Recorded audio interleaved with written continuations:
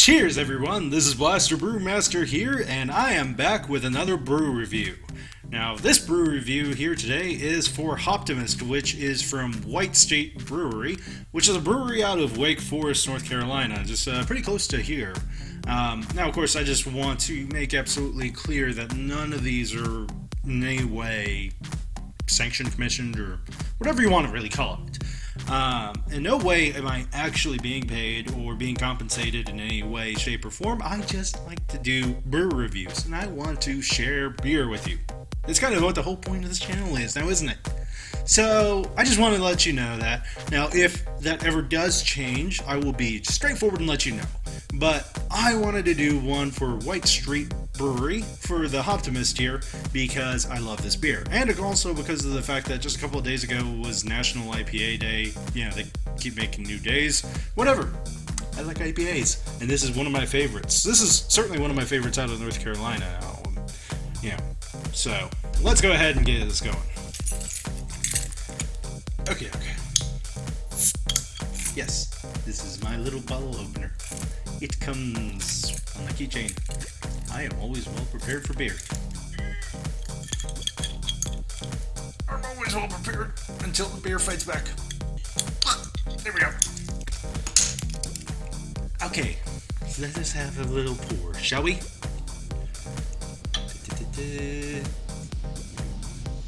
Yummy.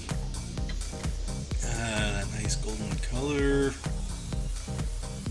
There we go. Look at that beer. It's kind of a deep gold, slightly amber, and it's really nice and clear. Do you see that? Do you see how clear that is? Can you? There you go. You can kind of see how good and clear that is. It's such a beautiful little color to it. Let's take a look. Now, on the little description, I talk about using Amaraillo and Citra hops, which are definitely among some of my favorite hops, especially Citra. Citra, Cascade, Simcoe, Eldorado, Mosaic. Amaraillo is pretty high up there too, so this is definitely going to be really good.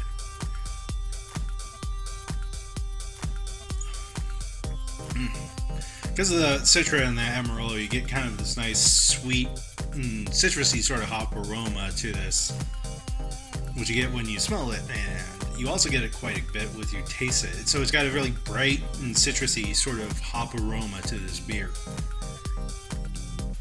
And of course, with it being kind of a really sharp sort of hop flavor with this, the malts are kind of a little bit more in the background to this, but it's a very sweet sort of malt backbone. It's not really too full body and overly sweet in any way, but it complements the citrus really well. I mean, I'd say it's almost like, pale two-row would be kind of one of the first things that would come to my mind when I'm looking at, describing what the malt backbone is. I mean, it would make sense too. So it's just very kind of a clean malt profile, not complicating the IPA and the hop flavors in any way, shape, or form. When I think about describing the hops, it's definitely going to be kind of citrusy, but I wouldn't necessarily say like anything like lemon or lime. Grapefruit is kind of one of the things that it kind of really reminds me of, and it's not like an overpowering sort of grapefruit. It's like a sweet grapefruit, kind of like if you take like a Ruby Red or something like that and caramelize it a little bit. I'd be kind of caramelizing it, just kind of bring up the flavor a little bit more. That's kind of the sort of thing I would think of when trying to describe this. It's really kind of like that upfront sort of flavor. And there's that sweet aspect to it that comes from just that really clean malt profile to this. Like I said, American Pale Two-Row, that's definitely kind of like one of the first things that comes to my mind with this.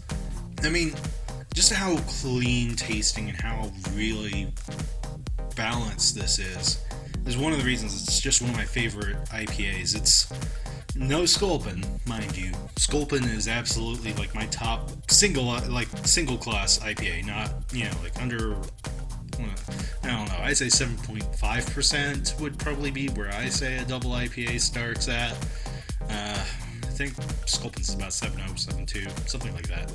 So it's not Sculpin, but I mean, out of all North Carolina IPAs, out of pretty much any IPA You know, if you say, well, you know, I don't have Sculpin, but I've got this on tap, and I've got like 20 other IPAs.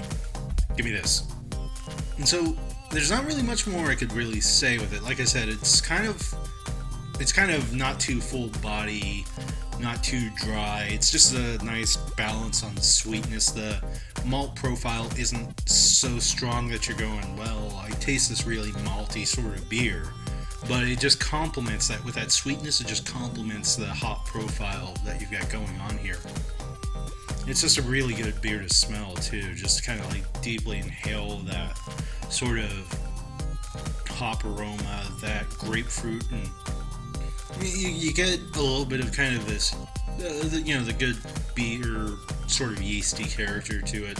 A little bit of esters to this, but you don't really. I wouldn't say, like, if I think about the flavor with the yeast, I wouldn't say that I'm really getting that much of an esters to this or anything.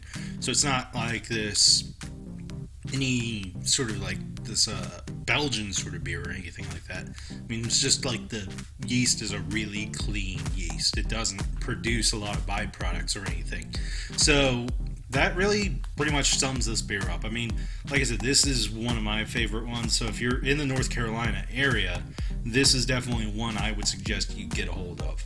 But yeah, no, this is definitely a really fantastic beer. I mean, it's commonly available. It's their regular IPA, so it's a pretty good local. It's a really good local beer that I think that just, needs more attention.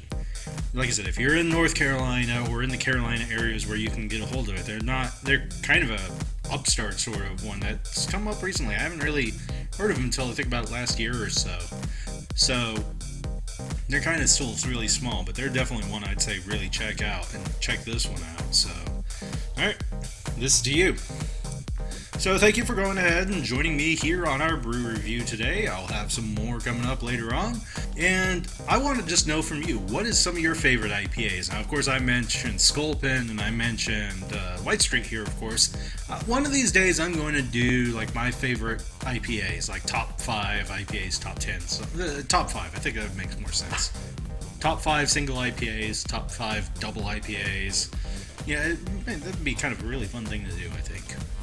So yeah, so tell me down in the comments below what your favorite IPAs are. I definitely want to hear from you, and I want to know, what is a really good IPA to you? Do you like the citrus? Do you like a nice grapefruit characteristic? Do you like pine? Do you like florally sort of IPAs? How do you want the malts to be, the esters, the body?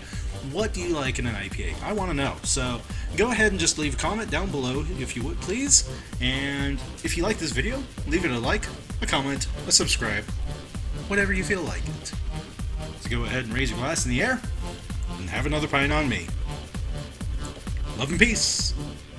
Kind of like a bit of the fruity aspect of it, and a little bit of the cherry that they brew in with this. Let me take a look at here. So 98% is ale, and then 2% of this is ale with cherries added. So that's kind of where you get a little bit of the cherry aroma with this. But and what those are going to do when you're actually brewing is you're going to convert starch into sugar. And that sugar is going to be maltose. So that maltose makes the malted beverage that is beer.